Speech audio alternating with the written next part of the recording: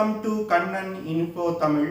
நம்ம இன்னைக்கு என்ன டாபிக் பார்க்க போறோம் அப்படின்னா, சமீபத்துல பாகிஸ்தான் ராணுவத்தோட ஜெனரல் இந்தியாவுக்கு ஒரு எச்சரிக்கை கொடுத்திருக்காரு. அதாவது இந்தியா ஏதாவது தாக்குதல் தங்கள் மீது நடத்தினா ஒரு சரியான பதிலடிய நாங்க கொடுப்போம் அப்படின்னு அவர் சொல்லியிருக்காரு. அது மட்டும் இல்லாம காஷ்மீரை பாகிஸ்தானோடு இணைப்பதற்கு 3 யுத்தங்களை நாங்க நடத்தியிருக்கோம். வரும் காலத்துல காஷ்மீரை தங்களோடு இணைப்பதற்கு 10 போர்களையும் நடத்துவதற்கு பாகிஸ்தான் தயாரா இருப்பதா அவர் சொல்லியிருக்காரு. எதற்காக பாகிஸ்தான் ராணுவ ஜெனரல் திடீர்னு இந்தியாவுக்கு இப்படி எச்சரிக்கை விடுக்கிறாரு அப்படின்னு சில டிஃபென்ஸ் எக்ஸ்பர்ட்ஸ் கேள்வி எழுப்ப ஆரம்பிச்சாங்க. அப்பொழுதுதான் பாகிஸ்தானோட உண்மையான பயம் என்ன அப்படிங்கிறது தெரிய வந்திருக்கு. அதாவது இந்தியா பாகிஸ்தானுக்கு எதிரா ஒரு மிகப்பெரிய திட்டமிடலோடு செயல்பட்டு வருவதா அவங்க சந்தேகப்படுறாங்க.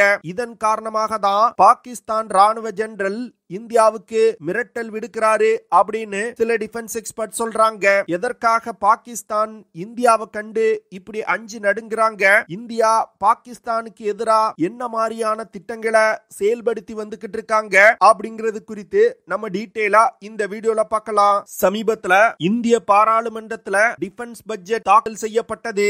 இந்தியாவுடைய டிஃபென்ஸ் பட்ஜெட்டை பார்த்து பாகிஸ்தானி டிஃபென்ஸ் எக்ஸ்பர்ட் மிரண்டு போய் இருக்காங்க. அதாவது கிட்டத்தட்ட 82.6 பில்லியன் அமெரிக்க டாலர்களை இந்திய ராணுவத்திற்காக இருக்காங்க. இந்தியாவுடைய ராணுவ பட்ஜெட் பாகிஸ்தானை விட 10 மடங்கு அதிகமாயிருக்குது. அதாவது பாகிஸ்தான் தற்போது 8.5 பில்லியன் அமெரிக்க டாலர்களை டிஃபென்ஸ் பட்ஜெட்டா அறிவிச்சிருக்காங்க. அது மட்டும் இல்லாம இந்திய ராணுவத்தோட வளர்ச்சி சமீப காலங்கள்ல மிகப்பெரிய அளவுல இருப்பதா பாகிஸ்தான் நினைக்கிறாங்க. சமீபத்துல நியூஸ் 27 அப்படிங்கிற ஊடகத்திற்கு பேட்டி அளித்த பாகிஸ்தானோட முன்னாள் ஜெனரல் குலாம் முஸ்தபா, இந்திய ராணுவம் பாகிஸ்தானை விட அனைத்து விதங்கள்லையும் வலிமையானதா இருக்கு அப்படின்னு அவர் சொல்லியிருக்காரு. அதாவது படை வீரர்களோட எண்ணிக்கை மற்றும் மிலிட்டரி டெக்னாலஜி விஷயத்துல இந்தியா ஒரு முன்னேறிய நிலையில இருக்காங்க.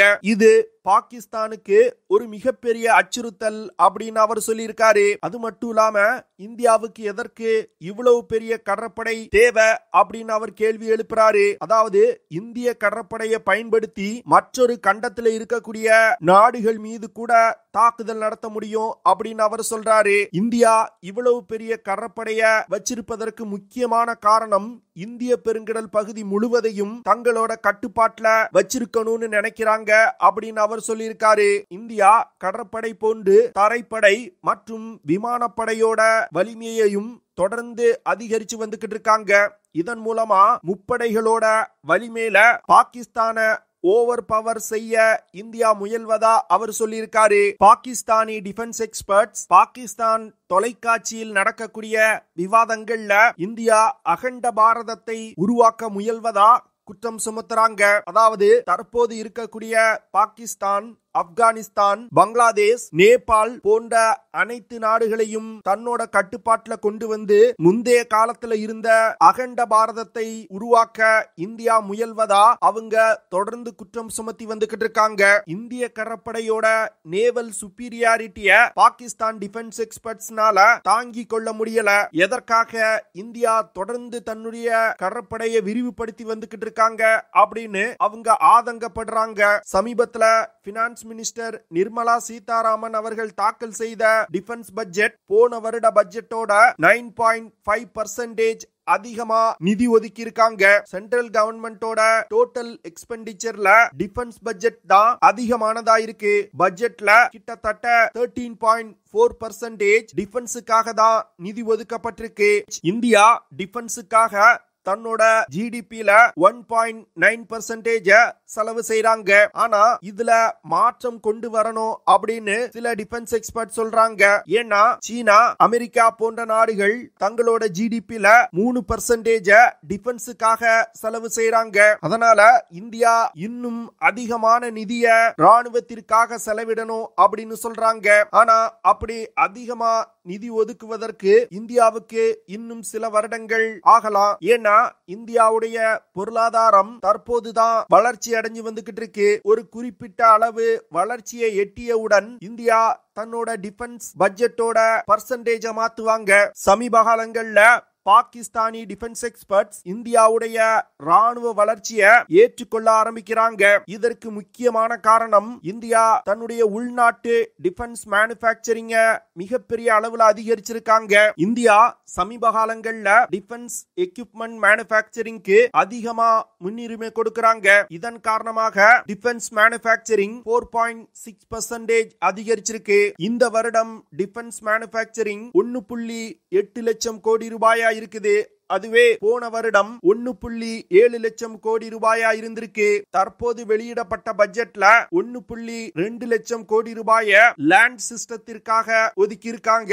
48,600 கோடிய விமானங்கள் மற்றும் விமான இன்ஜின்களை வாங்குவதற்கு ஒதுக்கீடு செஞ்சிருக்காங்க. 3,651 கோடி ரூபாய ஹெவி மற்றும் மீடியம் வெஹிக்கிள்களை வாங்குவதற்கு ஒதுக்கீடு செஞ்சிருக்காங்க. 14,900 கோடி ரூபாய ரிசர்ச் அண்ட் டெவலப்மெண்ட்டுக்கு இந்தியா ஒதுக்கி இருக்காங்க.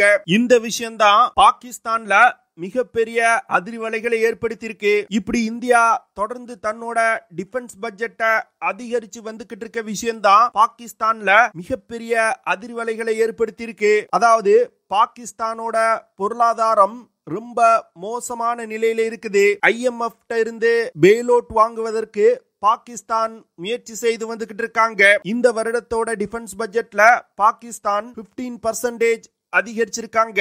ஆனா என்னதான் பாகிஸ்தான் தொடர்ந்து தன்னோட டிஃபென்ஸ் பட்ஜெட்டை அதிகரித்தாலும் அது இந்தியன் டிஃபென்ஸ் பட்ஜெட்டை விட 10 மடங்கு கம்மியா தான் இருக்குது. அது மட்டும் இல்லாம பாகிஸ்தான் கடுமையான கடன் பிரச்சனையில தற்போது சிக்கி தவிச்சு வந்துகிட்டு இருக்காங்க.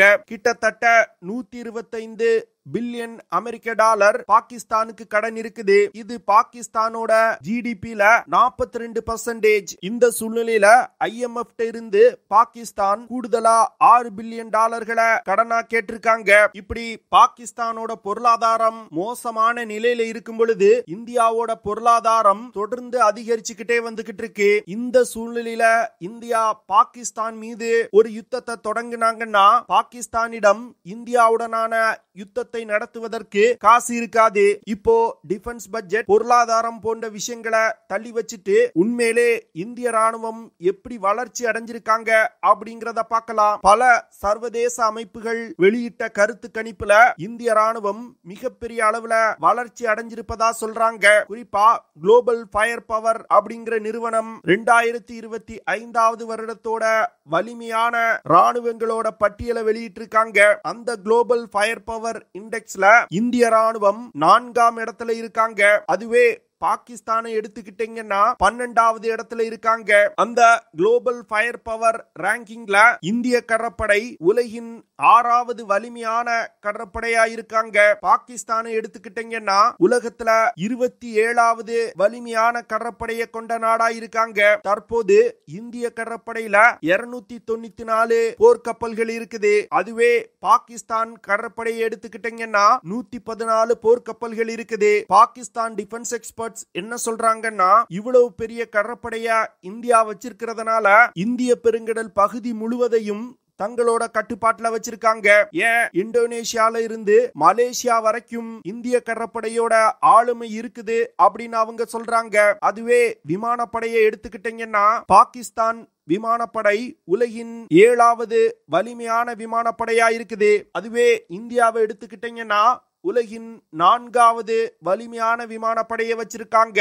இந்தியாவிடம் கிட்டத்தட்ட 2296 மிலிட்டரி ஏர்கிராப்ட்ஸ் இருக்குது. பாகிஸ்தானிடம் 1431 விமானங்கள் இருக்குது. இந்தியாவிடம் 650 ஃபைட்டர் ஜெட் விமானங்கள் இருக்குது. குறிப்பா சொல்லணும்னா ரஃபேல், Su-30 MKI போன்ற அதிநவீன ஃபைட்டர் ஜெட்டுகளை இந்தியா வச்சிருக்காங்க.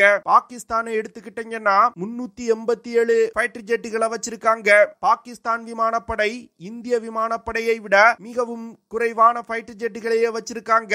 அடுத்து ராணுவத்தோட மேன் பவர் விஷயத்திலையும் இந்திய ராணுவம் பாகிஸ்தான் ராணுவத்தை விட பல மடங்கு வலிமையானதா இருக்குது. குறிப்பா சொல்லணும்னா இந்திய ராணுவத்துல 1.45 மில்லியன் ஆக்டிவ் பர்சனல்ஸ் இருக்காங்க. அதுவே பாகிஸ்தான் ராணுவத்துல 6.5 லட்சம் வீரர்கள் இருக்காங்க. இந்திய ராணுவத்திடம் உலகத்துல 6வது மிகப்பெரிய டேங்க் பிளீட் இருக்குது. கிட்டத்தட்ட 4614 டேங்குகளை வச்சிருக்காங்க. அதுவே பாகிஸ்தானை எடுத்துக்கிட்டீங்கன்னா 3742 டேங்குகள் தான் இருக்குது. இது போன்ற பல விஷயங்கள் காரணமா இந்தியா உலகின் 4வது வலிமையான ராணுவமா இருக்காங்க. சரித்திரத்தை எடுத்து பார்த்தீங்கன்னா பாகிஸ்தான் இந்தியாவிடம் 3 முறை சண்டையிட்டு இருக்காங்க. 1965, 71 மற்றும் 90ல நடந்த யுத்தங்கள்ல பாகிஸ்தான் இந்தியாவிடம் மோசமா தோற்றிருக்காங்க. இந்த விஷயங்கள் பாகிஸ்தான் ராணுவ ஜெனரலின் மனதுல வந்து போகுது. இதன் காரணமாக தான் அவர் இந்தியாவுடன் 10 யுத்தங்களை நடத்துவதற்கு பாகிஸ்தான் தயாரா இருப்பதா அவர் சொல்லியிருக்காரு. அதாவது பாகிஸ்தான் இன்னும் இந்தியாவோடு 10 யுத்தங்களை நடத்தினாலும் அவங்க தொடர்ந்து தோத்து போவாங்க அப்படிங்கறத அவரே ஏற்றுக்கொள்றாரு போல. பாகிஸ்தான் ஜெனரலோட இந்த மிரட்டலுக்கு காரணமா சொல்லப்படுவது சமீபத்துல இந்திய ராணுவ ஜெனரல் ஒரு பேட்டி கொடுத்திருந்தாரு. அந்த பேட்டியில காஷ்மீர்ல சுட்டுக் கொல்லப்பட்ட தீவிரவாதிகள்ல 60% பேர் பாகிஸ்தானை சேர்ந்தவங்க. பாகிஸ்தான் தீவிரவாதத்தோட ஒரு எபிசென்டரா செயல்படுறாங்க அப்படின்னு அவர் சொன்னாரு. இதை தொடர்ந்துதான் பாகிஸ்தான் ஜெனரல் இந்தியாவுக்கு இந்த மிரட்டலை விடுத்தாரு. அதாவது இந்திய ஜெனரல் தீவிரவாதிகளை பத்தி பேசும் பொழுது பாகிஸ்தான் ஜெனரலுக்கு ஏன் இவ்வளவு கோபம் வருது அப்படின்னு இந்தியன் டிஃபென்ஸ் எக்ஸ்பர்ட்ஸ் கேக்குறாங்க. இதுல இருந்து பாகிஸ்தான் ராணுவ ஜெனரல் ஓபனா தீவிரவாதிகளுக்கு ஆதரவு தெரிவிக்கிறாரு அப்படின்னு சொல்லியிருக்காங்க. இந்த சூழ்நிலையில பாகிஸ்தானுடைய பிரைம் மினிஸ்டர் ஷேபாஸ் ஷெரீப் இந்தியாவுடனான அனைத்து பிரச்சனைகளையும் பேச்சுவார்த்தை மூலமா தீர்க்கணும் அப்படின்னு அவர் சொல்லியிருக்காரு. பாகிஸ்தான் ராணுவம் மற்றும் பாகிஸ்தானோட அரசியல்வாதிகள் இப்படி மாறி மாறி பேசும் விஷயத்துல இருந்தே இந்தியாவோட ராணுவ வளர்ச்சியை கண்டு பாகிஸ்தான் அஞ்சு நடுங்குறாங்க அப்படிங்கிறது ரொம்ப தெளிவா தெரியுது. நீங்க என்ன நினைக்கிறீங்க?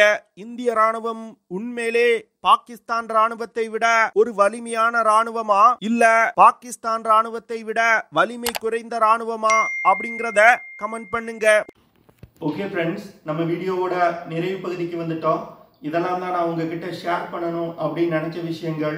ஐ ஹோப் நான் ஷேர் பண்ண விஷயங்கள் உங்களுக்கு பிடிச்சிருக்கும்னு நினைக்கிறேன். அப்படி பிடிச்சிருந்துச்சுன்னா ஷேர் பண்ணுங்க, லைக் பண்ணுங்க, கமெண்ட் பண்ணுங்க. மறக்காம நம்ம சேனலுக்கு சப்ஸ்கிரைப் பண்ணுங்க. See you in the next video. Jai Hind.